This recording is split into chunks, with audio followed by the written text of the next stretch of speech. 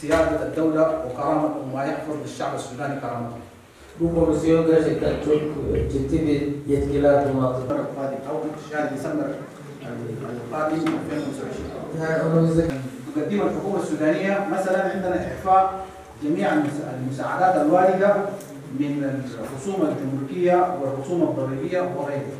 وكانت تسمح بدخول المساعدات من خلال معبرين فقط، ولكن مع زيادة توفير مخازن مجانية لواردات المنظمات الإنسانية على المستوى الولايي والاتحادي. Aynı zamanda devlet depolama konusunda yani parasız karşılıksız bir bütün sivil toplum kuruluşları والأفراد الذين يأتون لتقديم المساعدات الإنسانية. Bu noktada vurgulamak istiyorum. Sudan hükümeti, Sudan'a gelen bütün kuruluşlar ve ülkeler ve tüm çalışanlar aynı şekilde yardım etmeye çalışmaktadır. ولهذا الغرض شكلت لجنة يشرف عليها السيد رئيس مجلس السيادة مباشرة تسمى اللجنة العليا للطوارئ الإنسانية. Bunun için bir komisyon oluşturuldu. O komisyonun başkanı Cumhurbaşkanımız üstlenmektedir ve bütün olağanüstü haller ilgilendiren bir komisyon. وهذه اللجنة لها كامل الصلاحيات في ممارسة مهامها ولكن مع مراعاة سيادة الدولة وكرامة وما يحفظ للشعب السوداني كرامته. Bu komisyon gerçekten çok ciddi bir yetkiler donatılmıştır. Zaten amacı Sudan halkına ve insanlarına kurulma haysiyetine rencide etmeden bir şekilde yardım etmelerini gerekmektedir. وبخصوص العمل الإنساني السودان لديه قانون خاص بالعمل الطوعي والإنساني أجيز في العام 2006.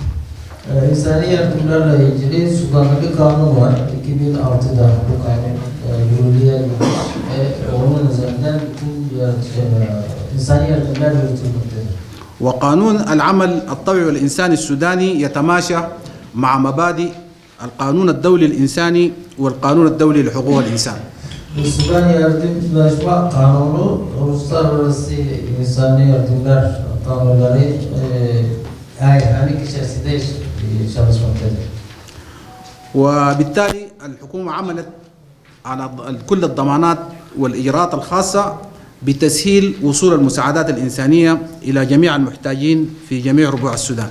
Yani bütün garantiler ve güvenceler Sudan hükümetine sağlamıştır ve bu gelen bütün insani yardımlar isteyen ve hak edenlere ulaşmasına kolaylaşmaktadır.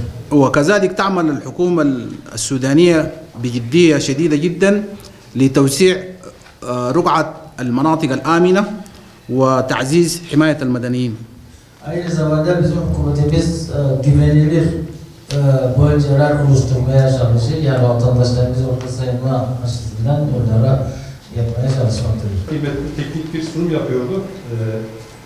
Bölmek istemedik ama programın sonunda müzakere kısmı olacak. Müzakere kısmında soru cevap kısmında biraz daha belki. Değerli basın mensupları, saygıdeğer misafirler, Ankara Sivil Toplum Platformu olarak düzenlediğimiz basın toplantısına hoş geldiniz.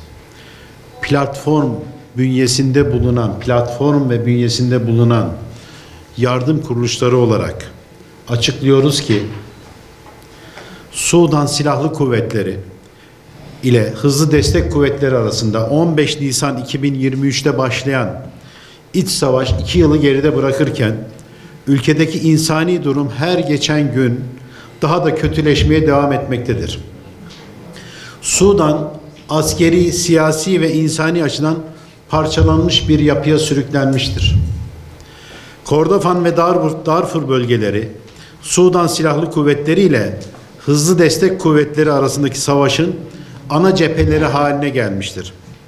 Diğer eyaletlerde örneğin Hartum, Cezire, Nil Nehri ve Kuzey Eyaleti görece istikrar sağlanmış olsa da ekonomik çöküş, nüfus hareketliliği ve idari kontrol eksikliği devam etmektedir. El Faşir uzun süren ablukanın ardından Hızlı Destek Kuvvetleri kontrolüne geçmiştir. Kent ve çevresindeki yerinden edilmiş kamp alanlarında sivil nüfus yoğun biçimde acil insani ihtiyaç içinde bulunmaktadır. Yaklaşık 260 binden fazla kişi El Faşir'den göç ettirilmeye zorlanarak Tavila çevresine ulaşmıştır.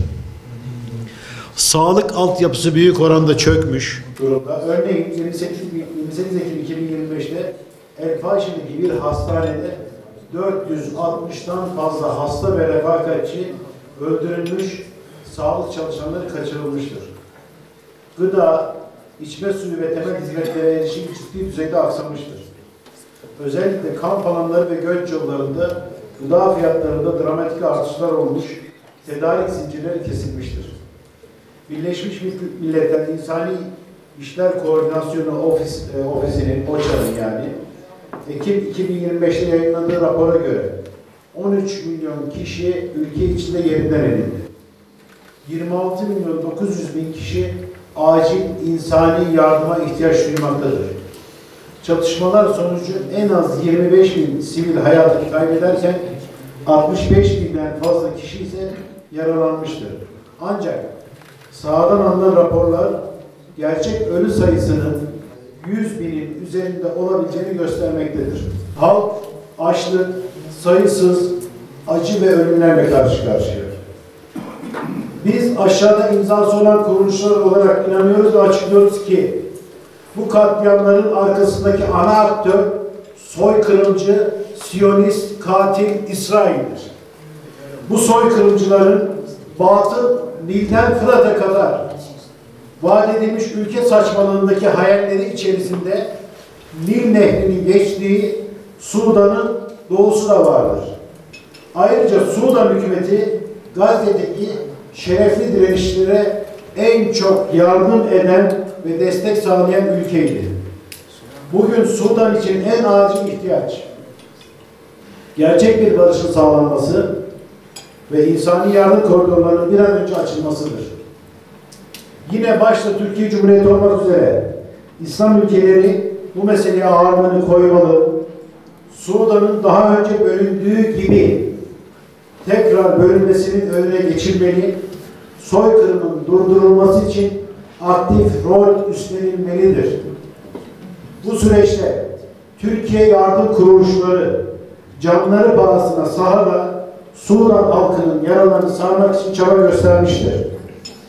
Bu sebeple biz aşağıda isimleri yazılı yardım kuruluşları olarak her zaman tüm dünyada mazlumların yanında olduğumuz ve durduğumuz gibi Kadir Şinas halkımızın desteğiyle Sudan'ın yaralarını sarmak için tüm gücümüzle seferber oluyoruz. Her zaman mazlumların yanında olan mübarek halkımızı Sudan'a desteklerini arttırmaya davet ediyoruz. Sudan'ın yaralarını sarmak için yola çıkıyoruz. Ankara Sivil Platformu, Ankara Sivil Toplum Platformu, Asma Köprü Uluslararası Öğrenci Derneği, Bilgi ve Erdem Vakfı, Deniz Feneri Derneği, Hak İnsani Yardım Derneği, İnsan Vakfı, İHA İnsani Yardım Vakfı Ankara Şubesi, İyilik Derneği, Visal İnsani Yardım Derneği, Verenel Derneği, İdeal İnsani Yardım Derneği, Kevser Eğitim Vakfı, Medeniyet Vakfı, Saye Derneği, Sadaka Taşı Derneği, Sıraç Derneği, Umut Kervanı İnsani Yardım Vakfı, Uluslararası Filistin ve Ümmeti Destekleme Otoritesi, Ümmet Hareketi, Vahdet İnsani Yardım Derneği. Burada şunu eklemek istiyorum. Bu Ankara Sivil Toplum Platformu bünyesindeki olan kardeşlerimizle aldığımız, toplandığımız, açıkladığımız kuruluşlar, yoksa Türkiye'nin en doğusundan en batısına kadar Türkiye'nin tüm illerindeki yardım kuruluşları, hayırda yarıştığımız yardım kuruluşları Sudan için ellerinden gelen gayreti göstermişlerdir. Bundan sonra da göstereceklerdir. Yani sadece bununla sınırlı değildir. Katılımınız için hepinize teşekkür ediyoruz. Tekrar şu vurguyu yapmak gerekiyor.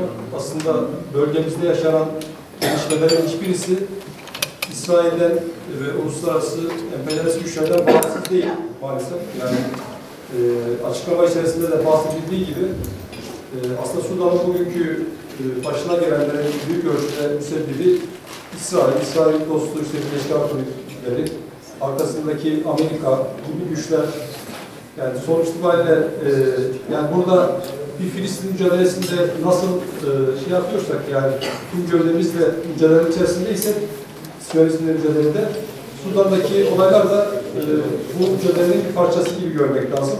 Bir gale kalmamak gerekiyor ki burada sivil toplum kuruluşları bir gale kalmadıkları için